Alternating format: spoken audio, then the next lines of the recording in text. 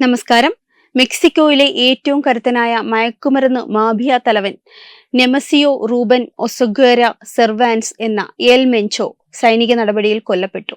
ജാലിസ്കോയിൽ Mexican സൈന്യം നടത്തിയ മിന്നൽ നീക്കത്തിലാണ് കുപ്രസിദ്ധമായ ജാലിസ്കോ ന്യൂ ജനറേഷൻ കാർട്ടൽ തലവനായ എൽ മെൻചോയും അനുയായികളും വധിക്കപ്പെട്ടത്. മെക്സിക്കൻ പ്രതിരോധ മന്ത്രാലയം ഈ വിവരം ഔദ്യോഗികമായി സ്ഥിരീകരിച്ചിട്ടുണ്ട്. എൽ മെൻചോ കൊല്ലപ്പെടുന്നതിന് പിന്നാലെ മെക്സിക്കോയുടെ വിവിധ ഭാഗങ്ങളിൽ വ്യാപകമായ അക്രമ സംഭവങ്ങളാണ് അരങ്ങേറുന്നത്.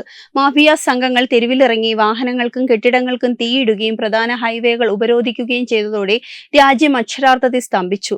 ജാലിസ്കോയിൽ ആരംഭിച്ച ഈ സംഘർഷം അയൽ സംസ്ഥാനമായ മിക്കാൻ, ഗ്വാനാജുവാറ്റോ എന്നിവിടങ്ങളിലേക്കും അതിവേഗം വ്യാപിച്ചിരിക്കുകയാണ്. അക്രമം ഭയന്ന് സുരക്ഷാ മുൻകരുതലിന്റെ ഭാഗമായി സ്കൂളുകൾക്കും പൊതുസ്ഥാപനങ്ങൾക്കും സർക്കാർ അവധി പ്രഖ്യാപിച്ചു. വരാനിരിക്കുന്ന 2026 ലോകകപ്പ് ഫുട്ബോളിന് വേദിയാകേണ്ട ജാലിസ്കോയിൽ മത്സരങ്ങളും പൊതുപരിപാടികളും നിലവിൽ റദ്ദാക്കിയിരിക്കുകയാണ്. ഗതാഗത സംവിധാനങ്ങൾ താറുമാറായതിനെ തുടർന്ന് വിദേശ വിമാന കമ്പനികൾ മെക്സിക്കോയിലേക്കുള്ള സർവീസുകൾ നിർത്തിവെച്ചു. ജനങ്ങൾക്ക് വീടിന് പുറത്തിറങ്ങരുതെന്ന് ജാലിസ്കോ ഗവർണർ പാബ്ലോ ലെമസ് നവാരോ കർശന നിർദ്ദേശം നൽകിയിട്ടുണ്ട്. മെക്സിക്കോയിലെ അസ്ഥിരമായ സാഹചര്യം കണക്കിലെടുത്ത് ഇന്ത്യ അടക്കമുള്ള രാജ്യങ്ങൾ തങ്ങളുടെ പൗരന്മാർക്ക് അതീവ ജാഗ്രതാ നിർദ്ദേശം നൽകി. ജാലിസ്കോ ഉൾപ്പെടെയുള്ള സംഘർഷ മേഖലകളിലുള്ള ഇന്ത്യൻ പൗരന്മാർ സുരക്ഷിതമായ ഇടങ്ങളിൽ തന്നെ തുടരണമെന്ന് മെക്സിക്കോയിലെ ഇന്ത്യൻ എംബസി അറിയിച്ചു. അമേരിക്കയും കാനഡയും തങ്ങളുടെ പൗരന്മാർക്ക് ഷെൽട്ടർ ഇൻ പ്ലേസ് നിർദ്ദേശം നൽകി ജാഗ്രത പാലിക്കാൻ ആവശ്യപ്പെട്ടിട്ടുണ്ട്. ലോകത്തെ ഏറ്റവും അപകടകാരിയായ കുറ്റവാളികളിൽ ഒരാളായ എൽ മെൻചോയുടെ അന്ത്യത്തെ അമേരിക്കൻ ഭരണകൂടം വലിയ വിജയമായാണ് കാണുന്നത്. മയക്കുമരുന്ന് കടത്തിനെതിരായ പോരാട്ടത്തിലെ നിർണായക വഴിത്തിരിവാണിതെന്ന് US സ്റ്റേറ്റ് ഡിപ്പാർട്ട്മെന്റ് പ്രതികരിച്ചു. $15 മില്യൺ തലയ്ക്ക് വിലയിട്ടിരുന്ന എൽ മെൻചോയുടെ മരണത്തിന് പിന്നാലെ മെക്സിക്കോ സിറ്റി ഉൾപ്പെടെയുള്ള നഗരങ്ങളിൽ സുരക്ഷാ സന്നാഹങ്ങൾ സൈന്യം ശക്തമാക്കിയിട്ടുണ്ട്.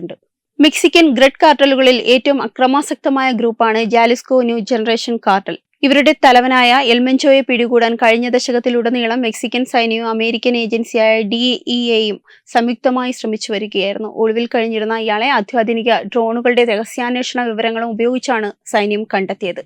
എൽ മെൻചോയുടെ മരണത്തോടെ CGNG കാർട്ടലിനുള്ളിൽ അധികാരത്തിന് വേണ്ടിയുള്ള ആഭ്യന്തര യുദ്ധമുണ്ടാകാൻ സാധ്യതയുണ്ടെന്ന് വിദഗ്ധർ വിലയിരുത്തുന്നു.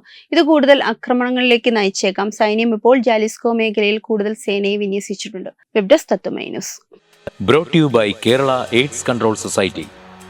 HIV എയ്ഡ്സ് സംബന്ധമായ സംശയങ്ങൾക്ക് 1097 എന്ന 24 മണിക്കൂറും പ്രവർത്തിക്കുന്ന ടോൾ ഫ്രീ നമ്പറിലേക്ക് വിളിക്കുക.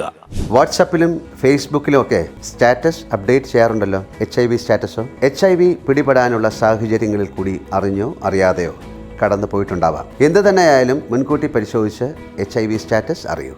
സൗജന്യ HIV പരിശോധനയും കൗൺസിലിങ്ങും ആരോഗ്യ കേന്ദ്രങ്ങളിൽ പ്രവർത്തിക്കുന്ന ICTC അഥവാ ജ്യോതിസ് കേന്ദ്രങ്ങളെ സമീപിക്കുക. നിങ്ങളുടെ സ്റ്റാറ്റസ് എന്തായാലും വിവരങ്ങൾ രഹസ്യമായി സൂക്ഷിക്കുന്നതായിരിക്കും.